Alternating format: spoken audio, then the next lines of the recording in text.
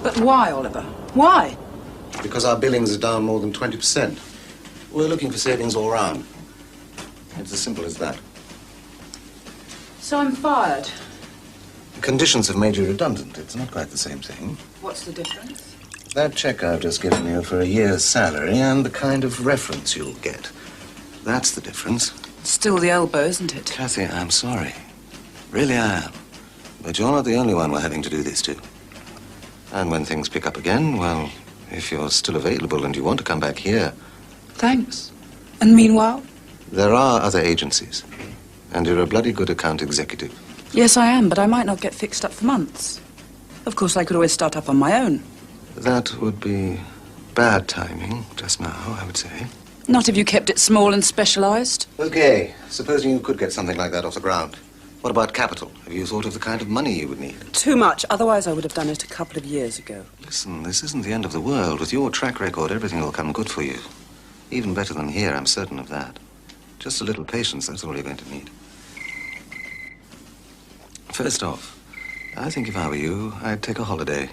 I've just started one, Oliver, haven't I? You know what I mean. Get away for a while. Well, maybe I will. But more immediately, I've got a better idea. Oh. What's that? To get well and truly smashed.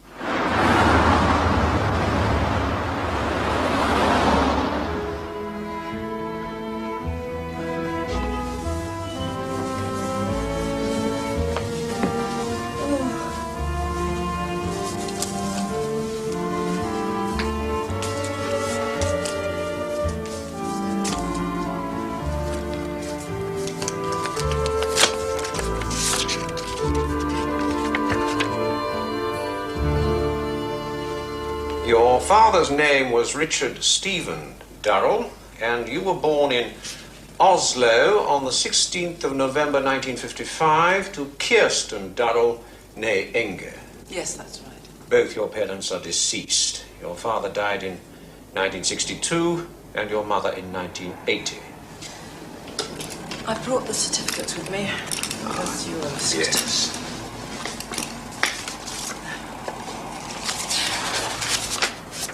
Thank you, Miss Durrell. Someone's left me something in their will. You guessed. It wasn't difficult. Possibly learn something to your advantage. I didn't think solicitors said things like that anymore, Mr. Stoddard. We've grown no less cautious with the advent of the electronic typewriter, I assure you. But you're absolutely right, I'm happy to say. For many years, we have handled the legal affairs in this country of a group of Norwegian companies called Jørdal Industries.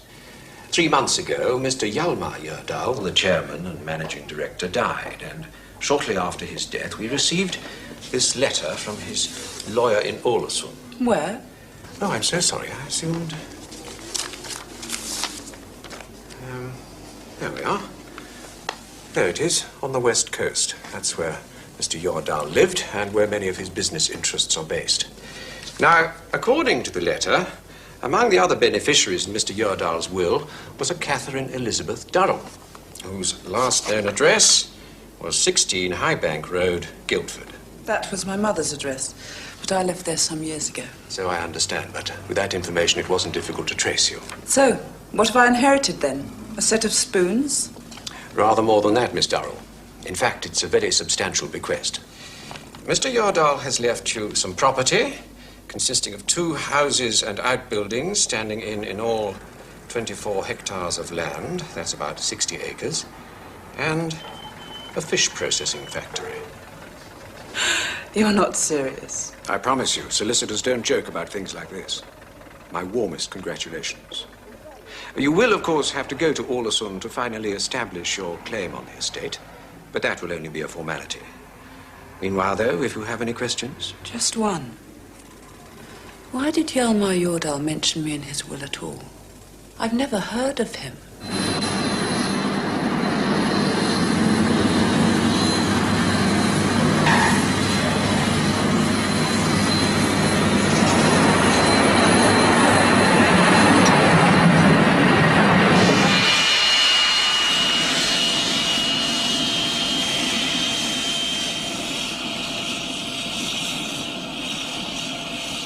Flight number SK516 from London to Bergen has now landed.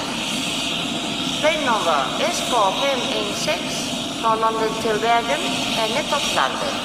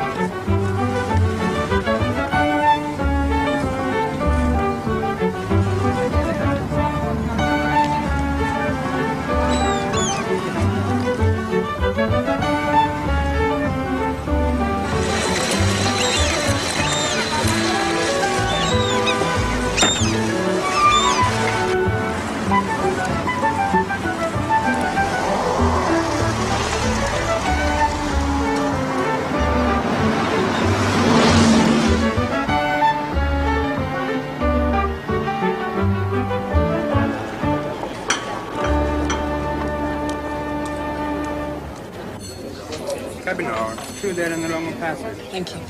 Could you tell me, please, what time we arrive in Ålesund tomorrow morning? A moment, please. Excuse me.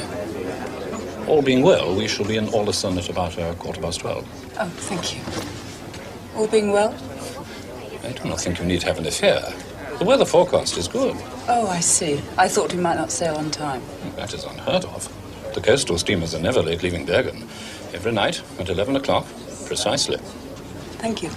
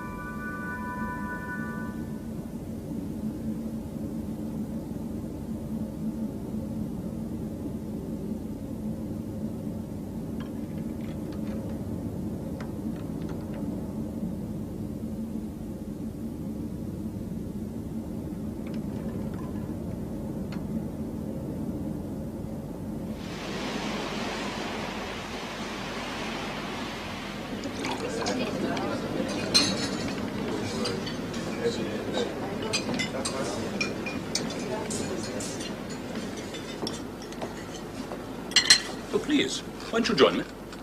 Thank you. Good morning. Good morning. Did you sleep well? Yes, very well, thanks. You're making the round trip to Kirkenes and back, are you? No, I'm only going as far as Orson. Ah, is that so? Coffee or tea? Coffee, please. Yeah, yes, I'll do too. Coffee, tack. Yes, originally I was going to fly up, but when I was booking my ticket in London, the travel agent told me about this coastal steamer service. And it sounded like a much more interesting way to make the journey. So, here I am. For me, unless I'm in a great hurry, which fortunately is seldom the case, this is the only way to travel in this part of Norway. Are you going far? Like you, headed to Ålesund. Oh, really? Is that where you live? Yes, I'm happy to say. Oh, what's it like? You've not been there before? No, never. It's only a small town, but it's very beautiful. Then, of course, I am prejudiced. Forgive me. My name is Ulrichsen. Dr. Ulrichsen. Catherine Darrell. Yes. Well, to be honest, knowing you're expected today from the beginning, as soon as you said you were leaving the ship in Ålesund, I thought then that that was possibly who you might be. I'm sorry, I don't understand. But you will, I think, when I tell you that I've been doctor to the Jordal family for a great many years, and that I'm also a close friend who enjoys their confidence. I see. And also, since I too received a bequest, I was present when Hjalmar Jordal's will was read. Well, then, I'm very pleased to have met you like this, Doctor.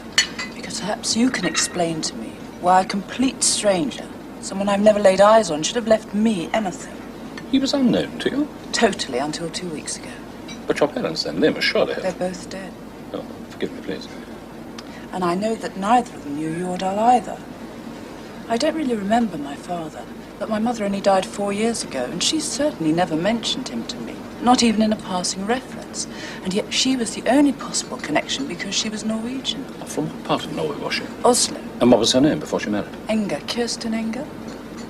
Well, as far as I know, the Jordals certainly have no blood ties with anyone of that name. Or any other kind of ties. I telephoned my grandparents in Minnesota. My grandfather was a chemist in a brewery in Oslo. He was offered a job in America, so he and my grandmother emigrated there a year or so before I was born. And they're as mystified as I am, because the name Jordal means nothing whatever to them. Perhaps some other branch of your family. They're the only relatives I have, the ones there. Then there can be no question about it. Clearly, the legacy was meant for you, in your own right.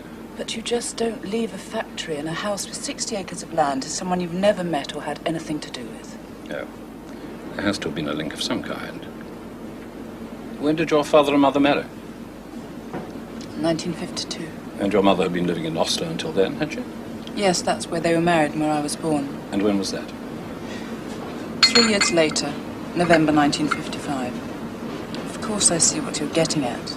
That possibility has crossed my mind too, but I don't believe it. And if you'd met my mother, you'd know why. And what's more, she adored my father. Again, forgive me. That, I'm certain, was an unworthy thought. Even so, I wouldn't mind betting it's a thought that's in the mind of a good few people right now. If only there were a more obvious explanation. But then Hjalmar Jordal was never a man for the obvious. Tell me about Jordal. He was a good man, but a very private person. Even I, who was his friend, could not say that I really knew him. And when his wife died, well, then he seemed to draw back even more from those around him. But then her death was a terrible blow to him. Did they have any children? 2 daughters, Ingrid and Anna-Marie. Anna-Marie is the elder by 2 years. She will be 28 this year. Are they married? Ingrid is. You feel that you're robbing them of their inheritance, is that it? Well, I am. Part of it, anyhow. It is a very small part, I assure you, and they will not miss it. When he was 26, Hjalmar Jordal had nothing. He was the only son of a poor family and he worked for one of the local clipfish factories. By the time he was 35, though, he owned that factory. Half of Ålesund, too. And that was just the beginning. Today, the dozen companies which are Jordal Industry have a turnover each year of many millions of kroner. Between them, Anna-Marie, Ingrid, and her husband Lars Nielsen now own Jördal Industries. So you see, my dear, you are robbing no one. There are moments when I still find it difficult to accept that he's gone, you know. But then he was a remarkable man in every way. He seemed indestructible. What was it then? A heart attack? No, nothing like that. Hjalmar had a heart rate that a man half his age would have envied, and the constitution of a bull elephant in the prime of life. I can't remember him once being ill. He was the best kind of patient. What happened then? It was an accident. He took his boat out on the fjord alone when he really ought not to have done. There was a storm blowing up. He got into difficulties and was washed overboard and drowned. He is greatly missed, and not just by his family and friends, by the whole town.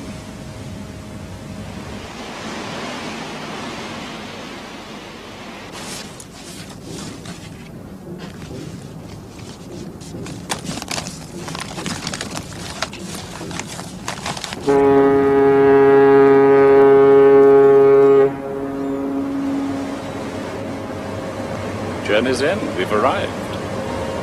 That is Orlison.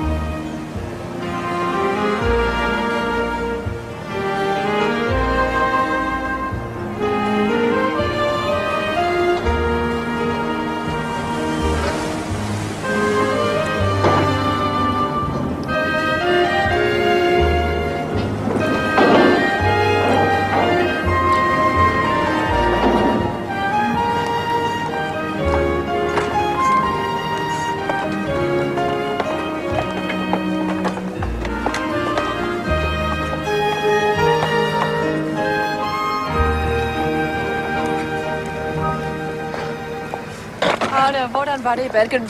Well, Irena, I vart fall ikke. Well, this is who you are waiting for, I think. Catherine Darrow. Catherine and I became friends on the trip. Let me introduce you. This is Ingrid, and this is her husband, Lars Nielsen. Hello, welcome to Olsen. We are very pleased to meet you. How do you do? The solicitors in London wrote to Bjarne Longvar and told him when you were coming. Mr. Longvar is our lawyer. Oh, yes, I see. Can we give you a lift, Anna? Oh, such a short distance. No, thank you. The walk wouldn't be good. Well, goodbye. I hope we meet again. So do I, Doctor. Goodbye. We're giving a small party for Catherine tomorrow night at our house. You and Liv will come, won't you? Thank you. We'd like to. Until then, adieu. Adieu. How do Anna? Well, shall we go then? You will stay with us, I hope. Of course you will. Where else? For the time being, at least. We were counting on it. Well, that's very kind, but I really wasn't expecting it. Unless, of course, you prefer a hotel. No, it's not that. It's just, well, I don't want to impose. Believe me or not, it is our pleasure. After all, in a way, you're part of the family, aren't you? You know what I mean? And from what Bjarne Longvar's told us about you, we feel we know you already. So, you're not a complete stranger as far as we're concerned. Well, if you're sure. We would be disappointed if you didn't. So please. Thank you.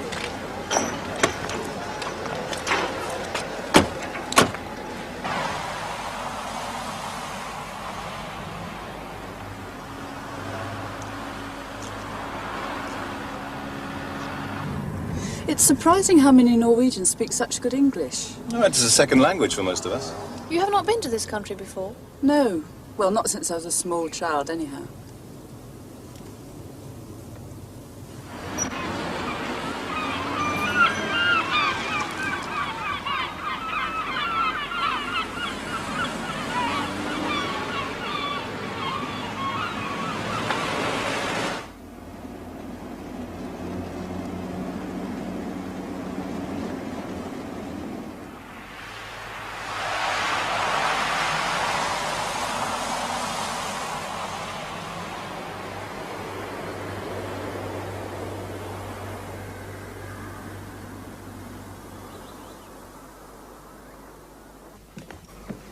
What a lovely room.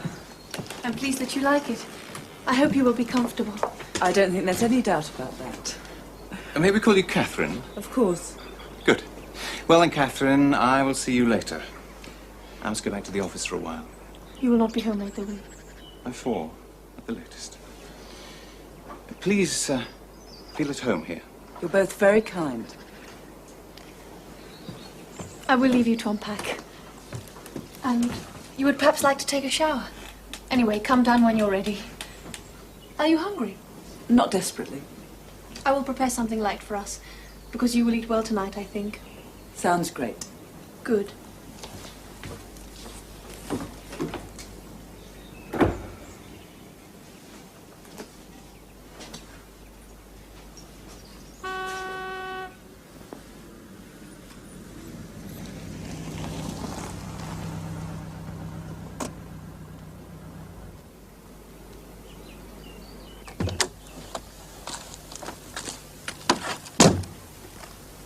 Är den här? Ja, hon håller på att packa ut.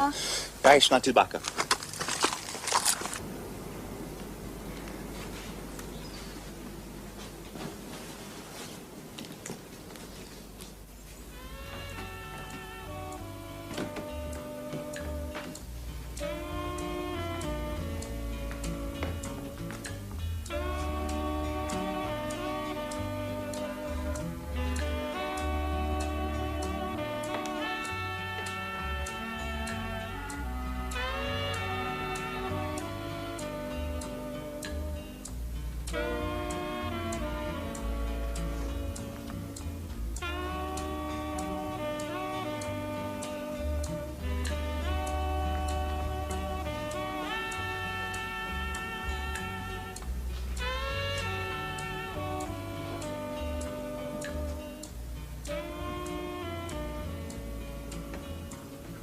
Hello, Catherine.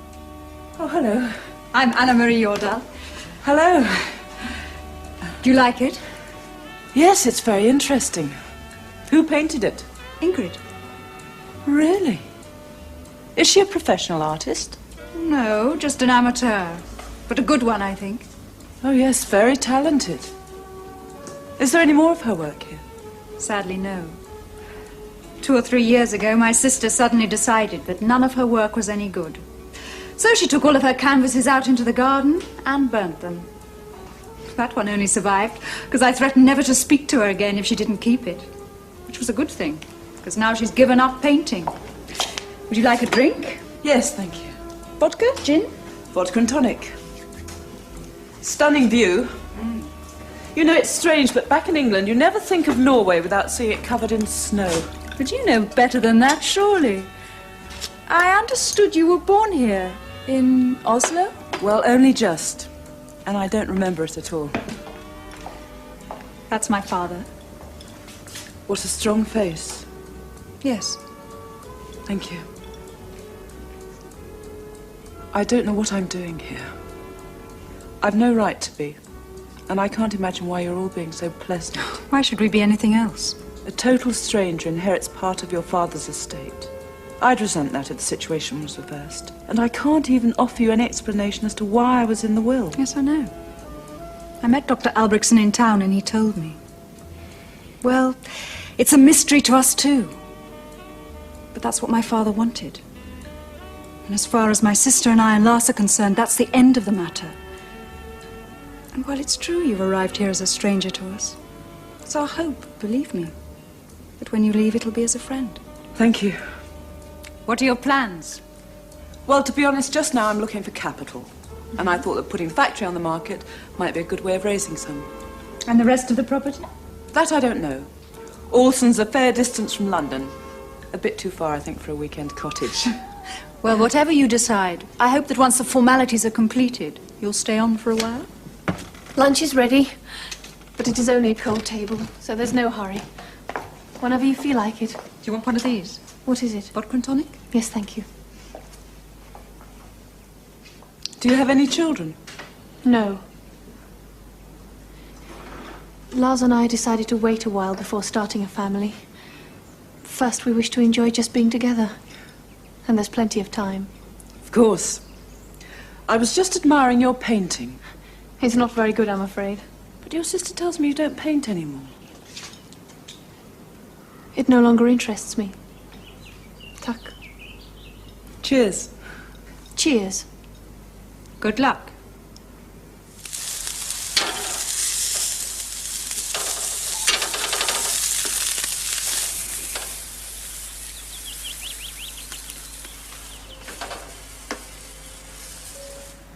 May I never move from this spot. You wait until you see Jordal, Solomon. That's where the houses you now own are. In the morning, I'll drive you out there. But first, I'll show you the clipfish factory. Having first explained what clipfish is, I hope. It sounds faintly disgusting. It's dried salted cod. Processing it has been a big industry along these coasts since, as far back as the 1600s. And the factory you've inherited was the first business my father bought. It was the foundation stone of the whole Jordal Industries group. And that's where it should have stayed, shouldn't it, in the group? Now it's only a minor part of Jordal interests. And it's yours, to do with as you wish.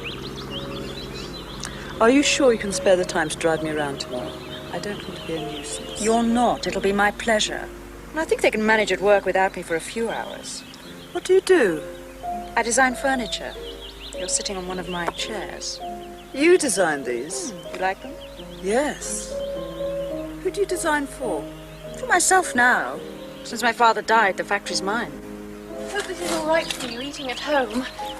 Anna-Marie thought that we should take you to a restaurant, but I felt that, well, on your first evening. And you were right. This is much better than going anywhere. Tomorrow night, we've invited a few of our closest friends here to meet you. You will like them, I'm sure, and it will give you a chance to get to know some people. Norwegians are rather shy and reserved. With strangers? Even with their nearest and dearest, I sometimes think. Come on, then. Isn't anyone going to eat?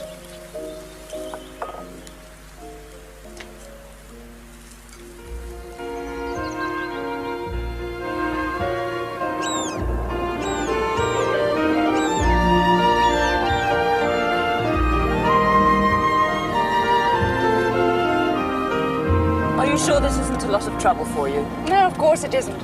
I have a genuine excuse to take a day off. So you see, you're doing me a favor.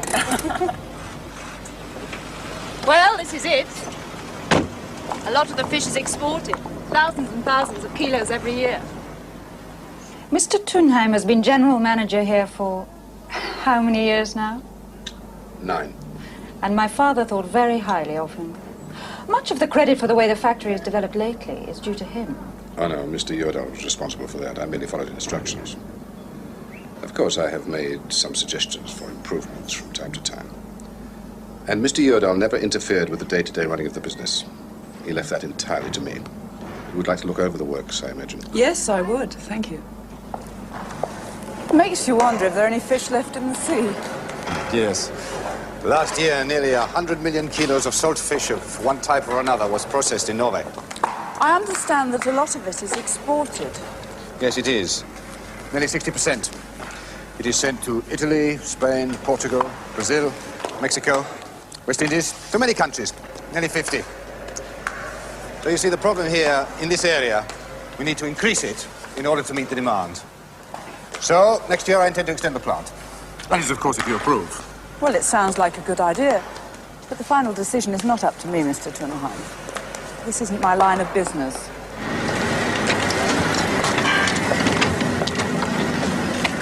If you are thinking of disposing of the factory, Miss Darrell, perhaps you could do me a favor. Yes, if I can.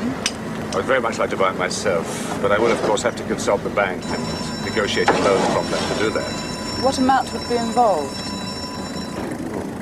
A great deal, surely. Yes, I suppose so.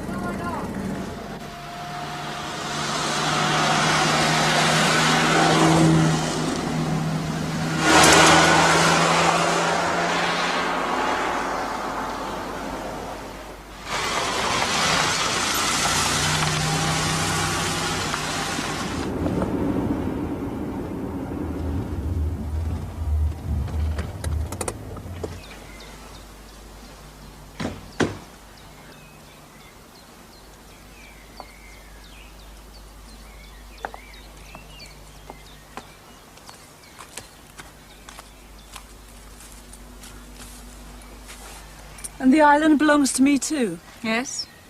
The island and both houses.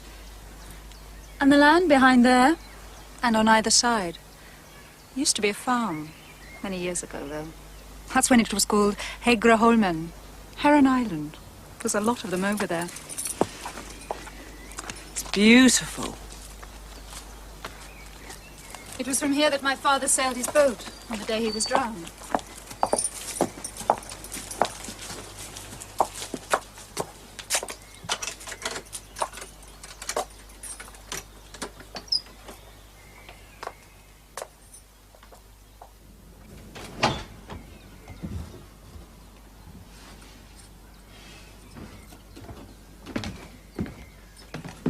Oh, it's lovely.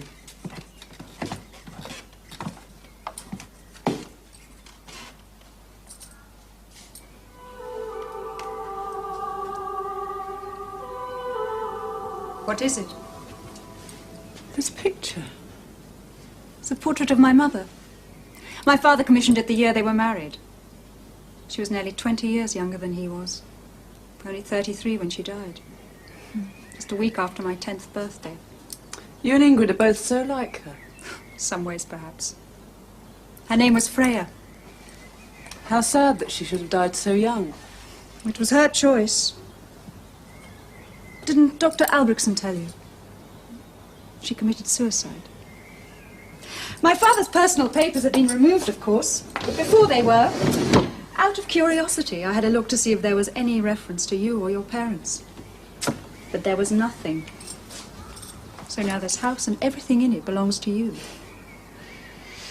Not the portrait. You'll want to have that, surely. No, it was my father's and it belongs here. And Ingrid and I do not need a painting to remind us of her. I didn't realise this was your family home. Please, you mustn't feel like that. There's no reason for you to. This was never my home. Nor Ingrid's.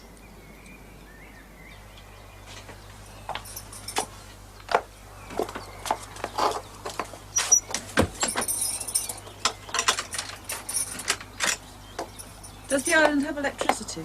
Yes, but there's no telephone. Over there, you're almost completely cut off from the outside world.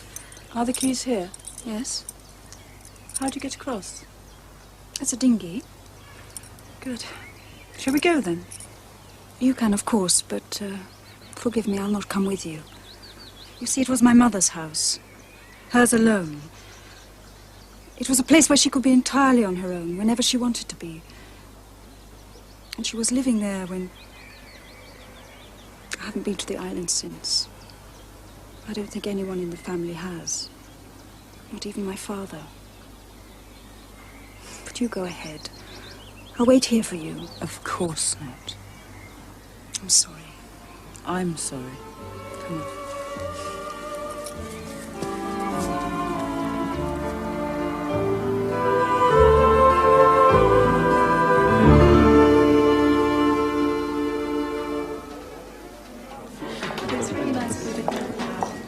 You must stay till June 23rd, at least. What happens then? It's Midsummer Eve, and that's a big celebration here in Norway. The festivities go on all night. It's great fun. You mustn't miss that. People take their boats out into the fjord and have picnics on the beach or in the country somewhere. And there's bonfires everywhere and fireworks. Everyone sings and dances. And the good men have rounded all off with a very nasty hangover. Oh, how sweet of you. Here's someone you were bound to meet sooner or later. Good evening, Biana. Hello, Anna. Liv. Hello, Biana. How are you? Oh, so much work I cannot tell you. That's why I'm late. I'm sorry. Oh, Catherine, this is Bjarne Langva. Hello. Good evening, Miss Starr. Very pleased to meet you.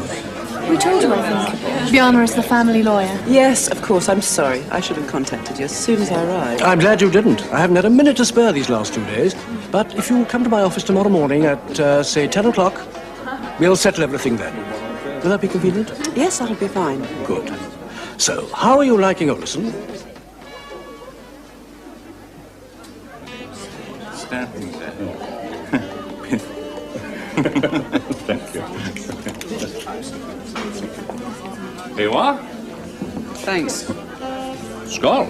Skål. I hear you went out to Hjortesholmen today. Yes.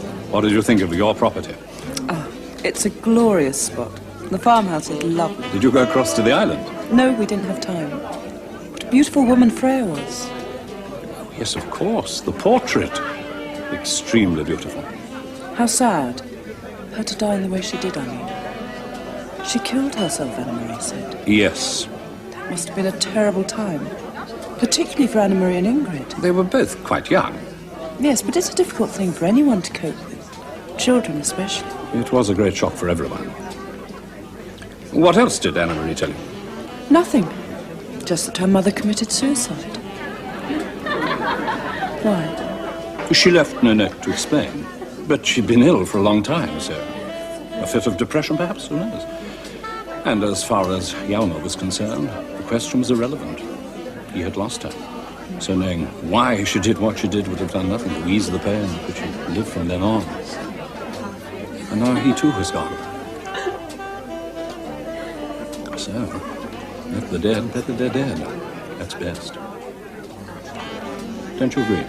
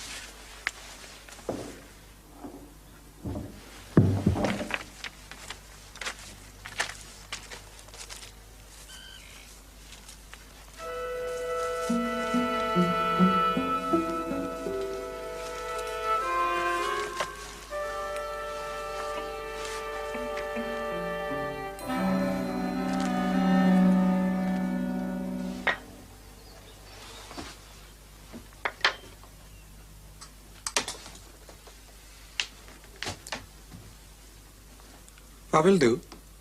Who are you? What are you doing here? Ah. You must be the English woman, Catherine Durrell. Yes, I am. And you're trespassing. Possibly. I wasn't aware you'd already moved in. I haven't. That's beside the point. You're on my property. My name is Bjornsson. Anders Bjornsson. I'm a journalist with the local newspaper. Posten. How did you know who I am? Everyone in Ålesund knows you've arrived, I think. And why you've come.